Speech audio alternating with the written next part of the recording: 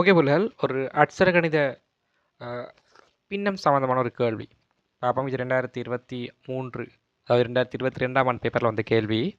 இப்போ அட்சரகணித பின்னங்களை பார்க்கும்போது புள்ளகள் பார்த்தீங்கன்னா இங்கே ஒரு பின்னமாகவும் இங்கே ஒரு பின்னமாகவும் தரப்படுது. ஓகே, ஆகவே அதாவது மேலுள்ளதையும் கீழுள்ளதையும் நம்மளுக்கு பிரிக்கலாம், சுருக்கலாம். சரியா?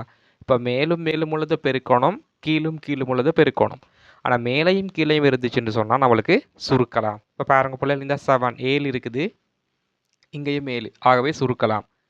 எக்ஸ் வர்க்கமாண்டா 2 எக்ஸ் தர எக்ஸ், அப்போ இங்கே ஒரு எக்ஸ், ஆகவே இங்கே ஒரு எக்ஸுக்கு பதிலாக இங்கே ஒரு எக்ஸை கேன்சல் பண்ணுறேன், அப்போ ஒரு எக்ஸ் மிச்சமாக இருக்குது.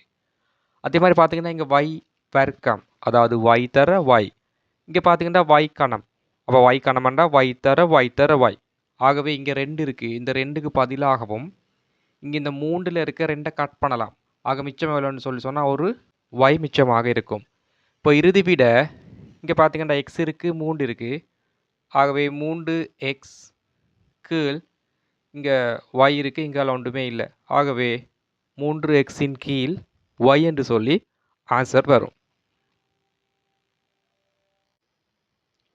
ஆகவே அடுத்த கேள்வி, இதுவும் ஒரு பாஸ்பர் கேள்வி தான். இங்கே பாருங்க, இங்கே வந்து பிரித்தல் வந்திருக்கு. ஆகவே பிரித்தல் வந்தால் புள்ளல் இந்த பாருங்கள், இது ஒரு பின்னமாக இருக்குது, இது ஒரு பின்னமாக இருக்குது, ஆகவே இந்த முதலாவது பின்னத்தில் மாற்றம் வராது. 3xyன் கீழ் 2ன்னு சொல்லி நாங்கள் போட்டுக்கலாம். ஓகே, அடுத்து நடக்குமெண்டா இந்த வகுத்தல் வந்து பெருக்கலாக மாறும்போது இந்த ரெண்டாவது பின்னம் நிகர்மாறாகும், அதாவது கீழுள்ளது மேலுக்கு போகும், மேலுள்ளது கீழுக்கு வரும், பகுதி என்னும் தொகுதி என்னும் இடம் மாறும். ஆக 4 மேலே போயிடும், இந்த 9y கீழுக்கு வந்துடும். இப்போது ஆல்ரெடி நம்ம செஞ்ச மாதிரியே சுருக்கலாம்.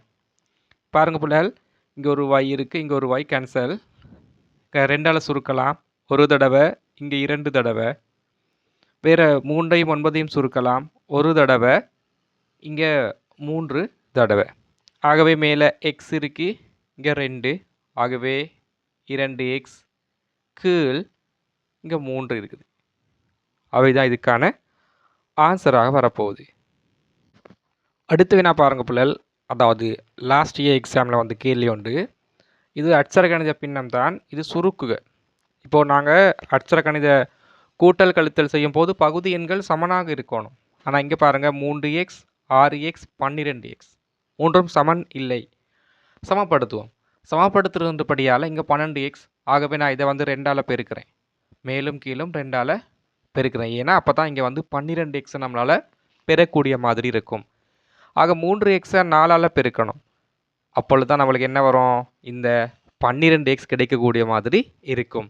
ஆகவே அப்போ இங்கே பார்த்தீங்கன்னா 3x தர 4 12x, மேலே 4 2 8 கூட்டல் 6 2 12x, மேலே I 2 10 சய 12xன் மேல் 7, ஆகவே இது ரெண்டையும் கூட்டலாம், 10 8 18, ஆகவே கீழ் 12x சய 7ன் கீழ் 12x. இப்போ இதுக்கு இறுதி விடை இங்கே பாருங்கள், 12x பகுதி எண்கள் சமன் என்றபடியால் 12x எடுத்து 18ல் 7 கழிச்சோம் என்று சொன்னால் 11 என்று சொல்லி விட வரும். அடுத்த வினா, இதுவும் பார்த்தீங்கன்னா கடந்த வருஷ பேப்பரில் வந்த கேள்வி, அதில் 2 கேள்விகள் இருந்துச்சு. ஆகவே இந்த ஐடியா பாருங்க, இதில் ஒரு லைனில் கொடுத்தாலும் நான் வந்து பின்னமாக மாற்றிக்கொள்கிறேன், கீழே 1 போட்டுக்கொள்கிறேன், அது ஈஸி. சரியா? ஓகே, இப்போ இங்கே பார்த்தீங்கன்னா பெருக்கல் இருக்குது, பெருக்கல்ல ப்ராப்ளம் கிடையாது, ஆக எனக்கு வந்து பெருக்கி போடலாம் வேணுமெண்டா 3 2 6ன்னு சொல்லி போடலாம், பட் நான் அப்படி வைக்கிறேன். 3x வர்க்கம் தர 2y, கீழே பார்த்தீங்கன்னா பொதுவாக 1 எடுத்தாச்சு. இப்போ இது வகுத்தல் இருக்குது, வகுத்தல் இருந்தால் தெரியும், பெருக்கலாக மாறும் போது இது நிகர்மாறாக மாறும், ஆகவே மேலுள்ளது கீழுக்கு வரும். ஆகவே மேலே இங்கே பாருங்கள் 8xy, அதை கீழுக்கு போடுங்க 8xy, இப்போ இங்கே கீழே இருக்க 1 மேலுக்கு போகும். இப்போ நம்மளுக்கு சுருக்கலாம். பாருங்கள் பிள்ளைகள், இப்போ இங்கே இந்த yக்கு இந்த yயை கேன்சல் பண்ணலாம், இங்கே x தர வர்க்கம் 2x, அதாவது x தர x, இங்கே ஒரு x, ஆகவே இங்கே 1 கட் பண்ணலாம். அடுத்து இந்த 2ஐயும் நான் 8யும் சுருக்கலாம்ண்ணா. ஒரு தடவை இங்கே 4 2 8 4 தடவை. ஆகவே மேலே பார்த்தீங்கன்னா 3x இருக்கு. ஆகவே 3xன் கீழே பார்த்தீங்கன்னா 4. இதுதான் இதுக்கான இறுதி விடையாக அமைய போகுது. ஆகவே இந்த முறை எக்ஸாம்லையும் நாங்கள் அட்சர கணித பின்னங்களில் ஒரு கொஷன் எதிர்பார்க்கலாம் 2 புள்ளிகளுக்கு.